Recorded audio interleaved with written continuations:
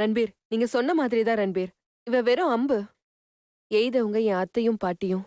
எய்தவங்கள விட்டுட்டு அம்ப உடைச்சு என்ன பிரயோஜனம்? எய்தவன் கைய உடைக்காத வரைக்கும் திரும்ப திரும்ப அம்பு வந்துட்டு தான் இருக்கும் ரன்பீர். அத்தை, என் பொறுமைய ரொம்ப சோதிக்கிறீங்க. இருக்கு உங்களுக்கு.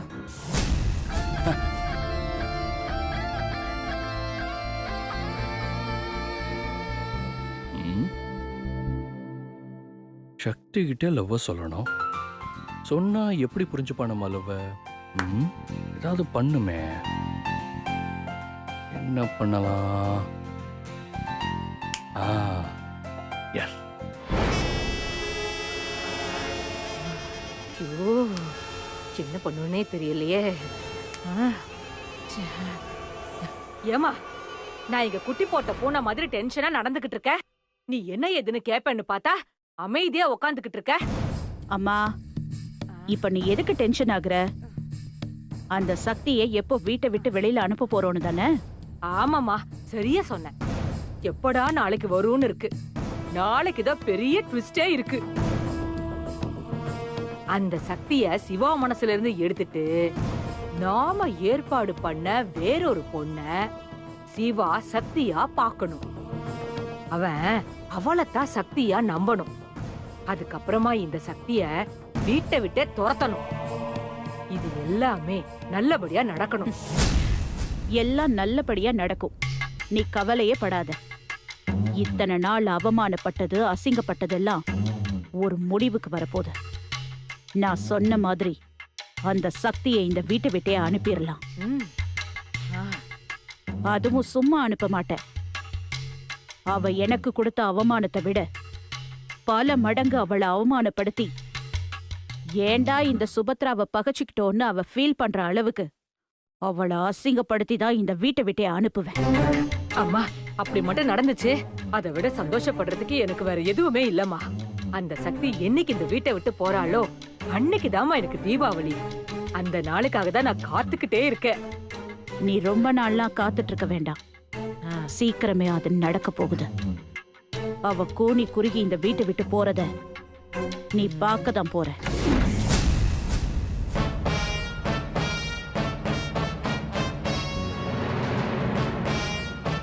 என்ன சுபத்ரா, பேய பார்த்த மாதிரி நிக்கிற? நீ அந்த சக்தியை பத்தி சொன்னது என் காதுல தேன் வந்து பாஞ்ச மாதிரி இருந்துச்சுமா. நீ சொல்லுமா, இன்னும் நிறைய சொல்லுமா, நான் கேட்டுக்கிட்டே இருக்கேன். கேக்குறாங்கல்ல, சொல்லுங்க.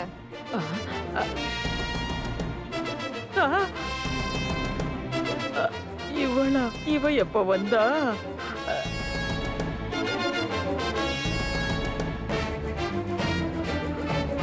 நான் இந்த வீட்டுக்கு வந்த நாள்ல இருந்து பாத்துட்டு இருக்கேன். நீங்க அடங்கவே மாட்டேங்கிறீங்க. நீங்க பண்ற தப்பெல்லாம் மாத்திப்பீங்கன்னு பார்த்தா அது அதிகமாயிட்டே தான் போயிட்டு இருக்கு. வீட்டுக்கு வந்த மருமகளும் பையனும் சந்தோஷமா வாழணும்னு நினைக்கிற மாமியார பாத்திருக்கேன். ஆனா மருமகளை எப்படியாவது வீட்டை விட்டு அனுப்பணும்னு நினைக்கிற மாமியார இப்பதான் பாக்குறேன். என்னையும் என் மாமாவையும் நீங்க சேர்த்து வைக்க வேண்டாம். ஆனா பிரிக்காமலாவது இருக்கலாம்ல. ஆனா எங்களை வாழவே விட மாட்டீங்களே.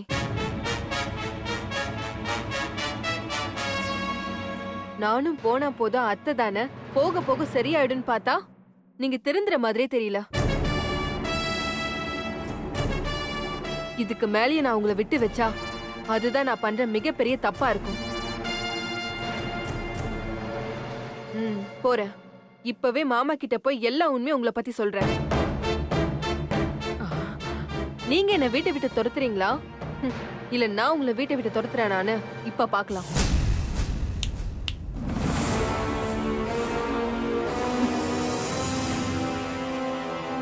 போடி பைத்தியக்காரி, திமிர்ல பேசுறியா? உன் திமிரெல்லாம் இந்த சுபத்ரா கிட்ட வச்சுக்காத. என்ன சிவா கிட்ட போய் சொல்ல போறியா? போ, இப்பவே போய் சொல்லு. நீ சொல்றதெல்லாம் சிவா நம்பலனா உன் கையில ஆதாரம் இருக்குல்ல, அதெல்லாம் அவன் கிட்ட கொடுத்து சொல்லு. போ. ஏய், சிவா கிட்ட போய் சொல்ல போறியா? அப்படி நீ போய் சொன்னா எனக்கு ஒண்ணும் ஆகாது. ஆனா சிவா நீ சொன்னதை கேட்டு அந்த அதிர்ச்சி தாங்க முடியாம கோமாக்கு போயிடுவான். அச்சோ பாவம். போமா போ, போய் சொல்லு. போடி. ம், ம். ஆத்திரத்துல அறிவில்லாம பேசுறதுக்கு நான் ஒன்னும் சக்தி இல்ல, சுபத்ரா. நான் எதை செஞ்சாலும் யோசிச்சுதான் செய்வேன். ம். நீ சொல்றத கேட்டு சிவா அதிர்ச்சியில கோமாக்கு போனா எனக்கு இன்னும் நல்லது. உன்னை மட்டும் இல்ல, உன் குடும்பத்தையும் மொத்தமா இந்த வீட்டை விட்டு ஈஸியா வெளியில துரத்திடுவேன். நீங்க பண்றது கொஞ்சம் கூட சரியில்லை. எனக்கு இப்பதான் நான் பண்றதெல்லாம் சரின்னு தோணுது. ம், ம். நாளைக்கு வேற ஒரு பொண்ணு அவதான் சக்தின்னு சொல்லி சிவா முன்னாடி கொண்டு வந்து நிறுத்ததான் போறேன். ஆ. சிவா அத நம்பத்தான் போறான். நீயும் இந்த வீட்டை விட்டு ஆஹாஹா சிவாவையும் விட்டு போகத்தான் போற. ம், ம். நான் சொன்னதெல்லாம் இப்போ நடக்கத்தான் போகுது. உன்னால என்ன பண்ண முடியுமோ பண்ணிக்க போ.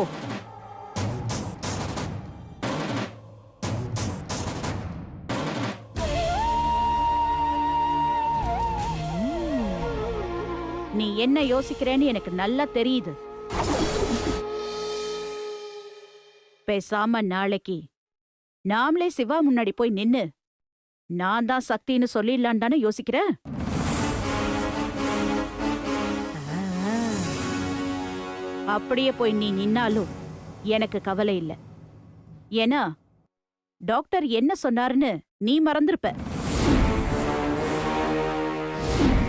ஆனா எனக்கு நல்லா ஞாபகம் இருக்கு.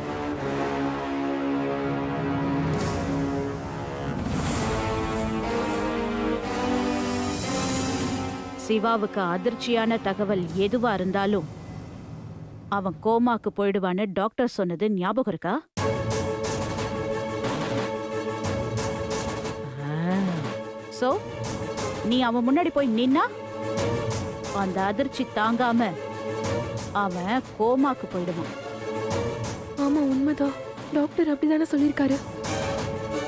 அப்படி நீ அவன் முன்னாடி போய் நிக்கலன்னா நீ இந்த வீட்டை விட்டே போயிடுவ.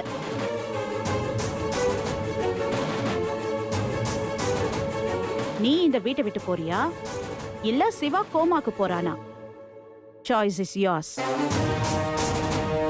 நீ எது வேணாலும் செய், லாபம் எனக்கு தான்.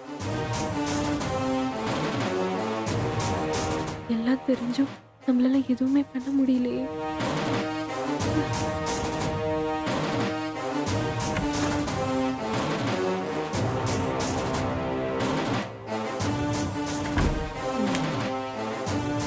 சூப்பர் சுபத்ரா. அவ முகத்துல ஈ அடல, நல்லா அவ மூஞ்சில கரிய பூசுன. இப்படித்தான் ஒவ்வொரு நாளும் அவ அசிங்கப்படணும், அத பார்த்து நான் சந்தோஷப்படணும். ம். என்னப்பா பச்சை குத்தணுமா? ஆமா பாட்டி. சரி தம்பி, எங்க பச்சை குத்தணும்? எங்க குத்துனா நல்லா இருக்கும் பாட்டி, நீங்களே சொல்லுங்க. அம்மா பேர்னா கையில குத்தணும், நண்பன் பேர்னா தோல்ல குத்தணும், உடன் பிறப்பு பேர்னா முதுகுல குத்தணும், மனசுல இருக்கிற பேர்னா நெஞ்சில குத்தணும்பா. உனக்கு எங்கப்பா குத்தணும்? நெஞ்சில குத்துங்க பாட்டி. மனசுல இருக்கிற அந்த பொண்ணோட பேர் என்ன தம்பி? சக்தி. சக்தி அந்த சிவபெருமானோட பாதி அம்சம். சக்தி இல்லையேல் சிவம் இல்லை. ரொம்ப சக்தி வாய்ந்த பேருப்பா. தம்பி, உங்க பேர் என்னப்பா? சிவா. அடடடடா, பேர் பொருத்தமே அம்சமா இருக்கேப்பா. தம்பி, கவலையே படாதீங்க. பேர் பொருத்தம் இருந்தா பகலவனும் வெளிச்சம் தருவான்னு சொல்லுவாங்க. நீயும் உன் சக்தியும் சேர்ந்து சந்தோஷமா வாழ போறீங்க.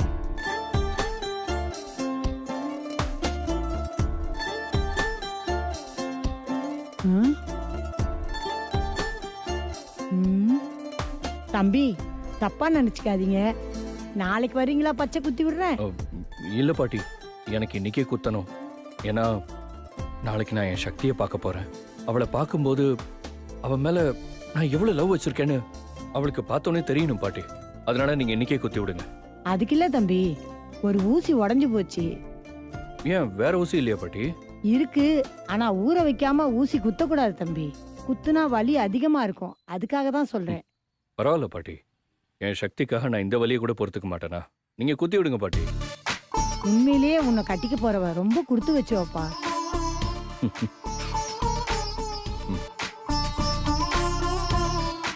அழகான பொண்ணு ஒருத்தி ஆடி மனசுல ஒளிஞ்சுக்கிட்டா, அவ பேர பச்சை குத்த இந்த மனுஷன் துணிஞ்சு புட்டான். நகமும் சதையும் போல உடம்போட பேரு ஒட்டி இருக்கணும். 4 பேரு கண்ணு பட இவன் பாசம் நிலைச்சி இருக்கணும்.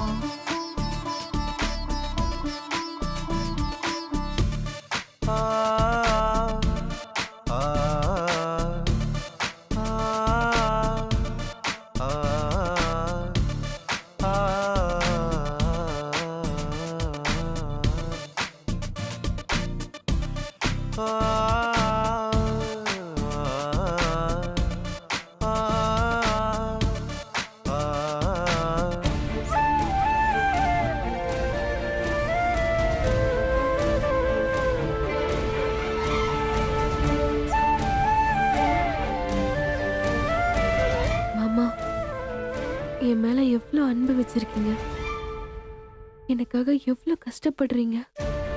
ஆனா இது எதுவுமே ஏத்துக்க முடியாத சூழ்நிலையில நான் இருக்கேன் மாமா. மாமா, நிச்சயம் சீக்கிரமா உங்களுக்கு சரியாயிடும். உங்க காதல் என்கிட்ட வந்து சொல்வீங்க மாமா. தம்பி, பச்சை குத்தி முடிச்சிட்டேன் பாருங்க. அழகான பேரு, நல்லா இருக்கா? சக்தி ரொம்ப அழகா இருக்கு. பேரு இவ்வளவு அழகா இருக்குன்னா நீ எவ்வளவு அழகா இருப்ப சக்தி.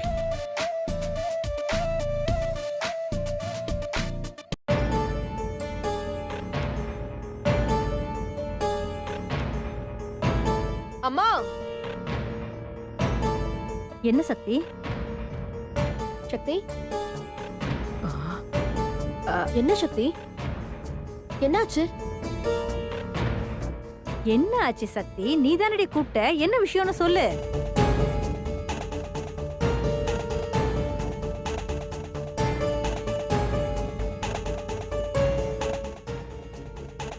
என்னாச்சு சக்தி? நான் உங்ககிட்ட ஒரு முக்கியமான விஷயம் பேசணும்.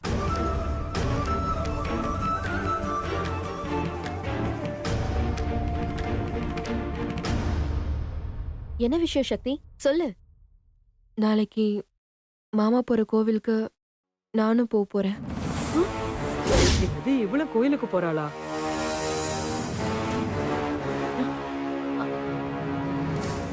அவர் முன்னாடி போய் சக்தியா நிக்க போறேன். நான் தான் சக்தின்னு மாமா கிட்ட நான் சொல்ல போறேன். ஏய்,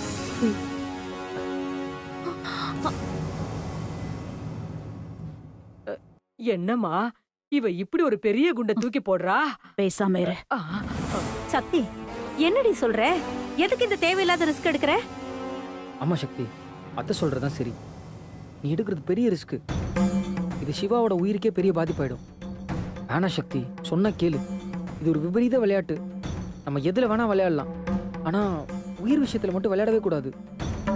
அண்ணன் கண்டிப்பா நாளைக்கு எந்த பொண்ணையும் பார்க்காது சக்தி. இல்ல அண்ணி, கண்டிப்பா ஒரு பொண்ணு வருவா. ஆ.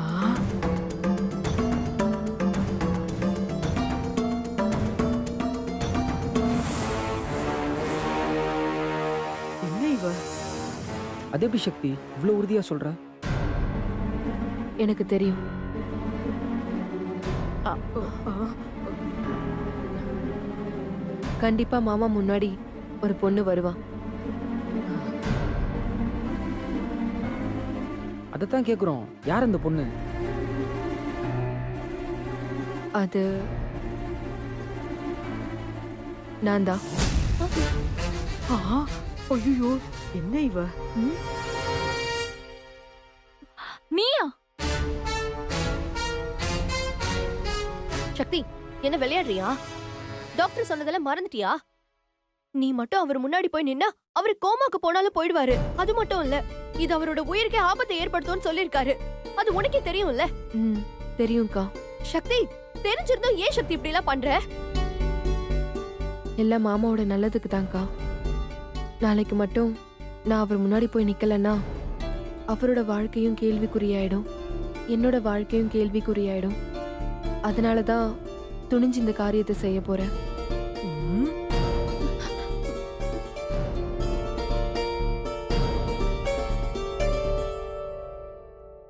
உங்க எல்லாருக்கும் இருக்கிற அக்கறையை விட மாமாவோட உயிர் மேல எனக்கு நிறையவே அக்கறை இருக்கு.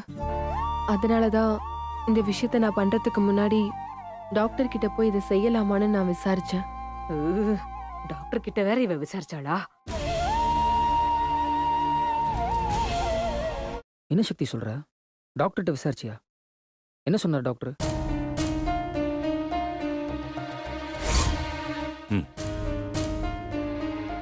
சொல்லுங்க, என்ன பிரச்சனை? டாக்டர், என்னோட மாமா யாரையோ ஜோசியரை போய் பார்த்திருக்காரு. அந்த ஜோசியர் என் மாமா கிட்ட நாளைக்கு காலையில சக்தி கோயிலுக்கு வருவா, நீ போய் பாருன்னு சொல்லியிருக்காரு. இது என்ன முட்டாள்தனமா இருக்கு? சிவா எப்படி இதெல்லாம் நம்புறாரு? இல்ல டாக்டர், இதுக்கு பின்னாடி ஒரு பெரிய சதியே இருக்கு. இது எல்லாமே சில பேரோட தூண்டுதல்ல நடக்கிற விஷயங்கள் தான். நான் எப்படியாவது மாமாவை இதுல இருந்து காப்பாத்தி ஆகணும். சரி, வர பொண்ணுதான் சக்தின்னு அவருக்கு எப்படி தெரியும்? அது சில அடையாளங்களை அந்த ஜோசியர் சொல்லியிருக்காரு. சரிம்மா, இப்போ நான் என்ன பண்ணணும்? ஒன்னே ஒண்ணுதான் டாக்டர். நாளைக்கு நான் என் மாமா முன்னாடி போய் சக்தியா நிக்க போறேன். அப்படி போய் நின்னா அவருக்கு ஒன்னும் ஆகாதுல்ல. இதை விட்ட எனக்கு வேற வழி தெரியல டாக்டர். ஏன்னா அவர் இதுதான் சக்தின்னு வேற ஒரு பொண்ணை கூட்டிட்டு வந்தா எல்லாமே தலைக்கீழ மாறிடும் டாக்டர். அதுக்கப்புறம் கடைசி வரைக்கும் என்னால என் மாமா கூட சேர்ந்து வாழ முடியாம போயிடும் டாக்டர். நான் அவர் முன்னாடி போய் நிக்கலாமா டாக்டர்? ஆனா ஒரே ஒரு சாய்ஸ் தான், நான் போய் நின்னுதான் ஆகணும்.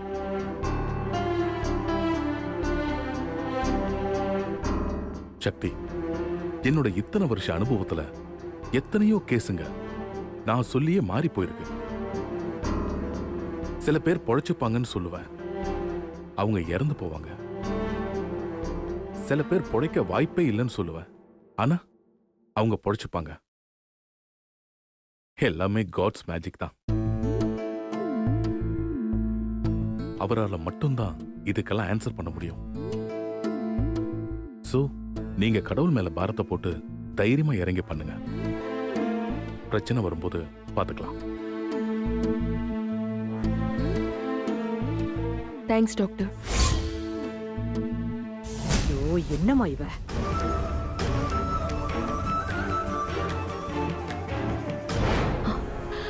அம்மாடி, என்னம்மா இவ வெட்ட வெட்ட முளைச்சுக்கிட்டே இருக்காளேம்மா, என்னவா பண்றது? வேரோட புடுங்கி எரியணும், அப்பதான் திரும்ப முளைக்க மாட்டான்.